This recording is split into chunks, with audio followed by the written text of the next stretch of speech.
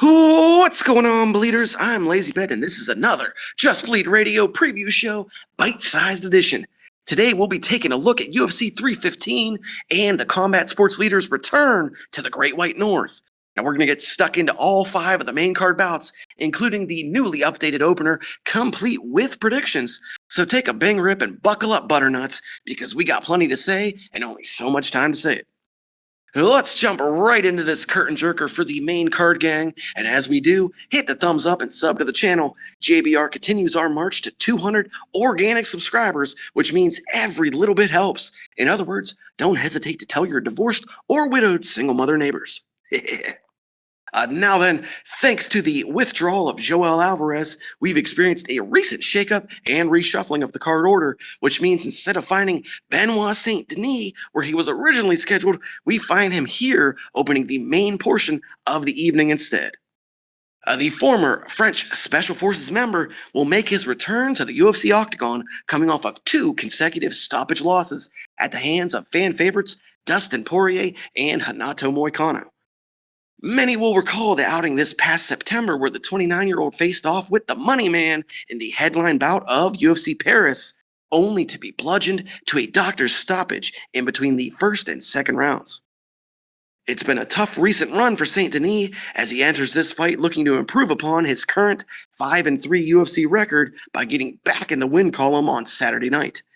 It would seem BSD's fortunes may have already turned, however, with Lady Luck shining on the self-proclaimed God of War as a fortuitous injury creates what appears to be a much more favorable matchup on paper. This newfound favorable matchup, a returning face to the UFC that may be recognized by some, a man who formerly competed in the promotion all the way back in 2019. I speak, of course, of Ontario, Canada's own Kyle Killshot Prepolek. Prepolek is a 35-year-old veteran of the fight game, sporting an 18-8 career record, currently riding a 3-fight win streak. A pro since 2008, Killshot has seen several stints in big organizations, including cups of coffee in both the UFC and Bellator. A quick glance at the statistics will show that while he has suffered 8 losses in his fighting tenure, he is a tough and durable fella, only ever finished twice and both times by submission. One of those by a young Kevin Lee all the way back in 2013. That's a bit of background. Now it's time for some breakdown. This one is not looking good for the hometown fellow Prepolek. Typically, in these extremely short-notice fill-in scenarios, things do not bode well for the local man. Think of it as almost an enhancement talent situation in pro wrestling. A small-town jobber from around the area is brought in to get quickly trounced and finished by the more recognizable name in an effort to further legitimize and put over the known commodity. However, every now and then, this backfires, and the enhancement talent does come out on top. Unfortunately for Kyle, I don't think that happens here. Prepolek was Prepolecking for another fight coming soon, and I'm sure he's a fine fighter and would soundly kick my ass. He's coming into this against a very hungry Benoit Saint Denis who has his back against the wall and something to prove after 2 consecutive finished losses, as I previously stated. Now, I can't see a guy named Kyle whose most recent win came over a 42-year-old man with a 25-30 record beating someone like BSD who is only losing to absolute killers. I'm going to take BSD in this one, likely by KO no later than the second round. Now on to a bout with a little less explaining to do, thank God, and this one is the first of 2 women's flyweight bouts on the main card. The former champion looks to make her triumphant return, but in her way stands a surging young talent with eyes on her own title gold. It's Alexa Grasso versus Natalia Silva in a battle of Mexico versus Brazil under the bright lights of the Bell Center. Natalia Silva, aka Natty Ice, is a 28-year-old fighting phenom currently burning up the ladies' 125-pound division. Sitting on an outrageous 12-fight win streak, the youngster hasn't tasted defeat since a 2017 loss to Marina Rodriguez when she was just barely 21. Since then, it's been double-digit W's with several finishes sprinkled in the mix. Not only is she being highly regarded by the UFC and fans, but she's also thought very fondly of here at JBR, as she is our very own Super Dave's second round draft pick. Draft picks be damned, her opponent is a woman familiar with winning ways herself and with championship gold. It's former flyweight queen Alexa AG1 Grasso. I'm fairly confident at this point in time we're all familiar with Grasso, her game, and recent run, but if you're not, here's a quick refresher. 31 years old, 16-4-1, a pro since 2012, and victories over multiple notable names in women's MMA. She also hasn't prepped to fight anyone but Valentina Shevchenko since the fall of 2022. So here's the deal. These are two of the best ladies in the division, hands down. And when push comes to shove and on any given night, I think either of them could find success against one another. That makes this one a bit difficult to handicap, but I do think there is a clear angle here, folks. Experience and competition levels. Silva may be white hot right now and look like she's on a rocket ship to the moon, but when you look at the record, the names ain't naming. Plenty of green stripes on the Wikipedia, but not the most impressive list of victims. I can't see an Alexa Grasso, who has spent years prepping for Valentina Shevchenko fights, coming out and faltering against the younger, more inexperienced Silva. Give me the former champ Alexa Grasso by majority decision. And now it is time for the feature bout of the evening, the meaty center of this Canadian poutine, and it's taking place in the men's bantamweight division. Stroke your chins and tilt your head side to side like a German Shepherd, because we've got a confusing one here, guys. The man many consider the featherweight GOAT, Jose Aldo Jr., continues his crusade down a weight class at 135 as he gets set to square off with Canadian citizen and brother of Firas, Ayman Zahabi. Yes, the matchmakers once again do the legend dirty and give him an absolutely meaningless matchup in some place that cares very little about him. Aldo, at now 38 and turning 39 in September, holds a career record of 32-9, that's 14-8 within the UFC. We last seen him in the unforgivable, unacceptable bout against Mario Bautista, where Mario would choose the path of least honor and pin Jose against the cage for 15 minutes. Prior to that, he had got a win in his UFC return against Jonathan Martinez. Flash to Saturday night, and Aldo will enter his third fight in just over a year's time, this one against the 12-2 Ayman Zahabi. Zahabi, who has seen a career filled with long layoffs, is 37 years old himself, albeit with far less MMA mileage on the tires. He's currently in the midst of a 5-fight win streak that has seen him secure victories over names the likes of Alrichi Lang, Javid Basharat, and Pedro Munoz. A small sample size, but Ayman does seem to be a pretty tough competitor, having only been finished once in his professional tenure. We got another peculiar one on our hands here, with tons of variables to take into account. Both these men are of similar ages, sizes, and physicality levels at this point in their careers. One man has an absolutely massive experience gap, but the other has been through far less wear and tear. One fella is a hometown guy fighting in front of his fellow countrymen in a place where his head coach / big brother built a championship legacy, but the other guy is a living legend, a crowned king, and someone who runs this town no matter where he is.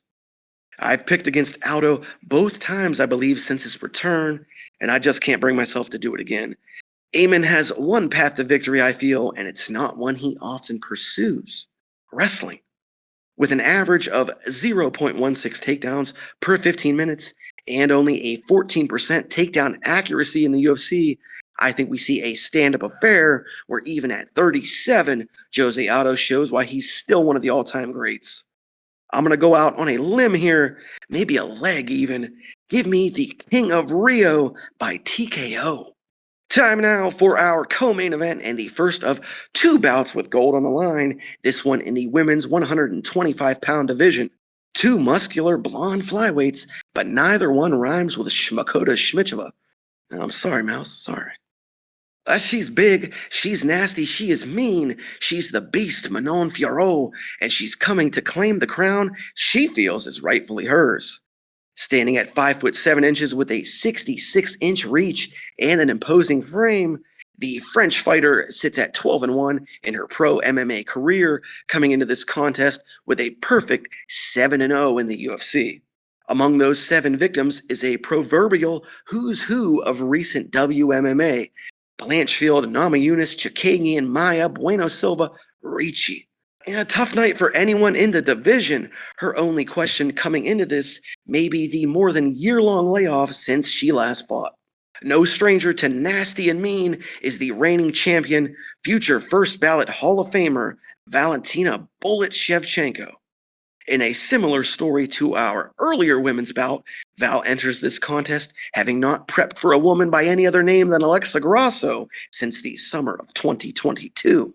With the peculiar stat line of 1-1-1 in her last 3, the dancing queen of Kyrgyzstan has her eyes firmly affixed on another title defense and continuing to grow her already legendary legacy.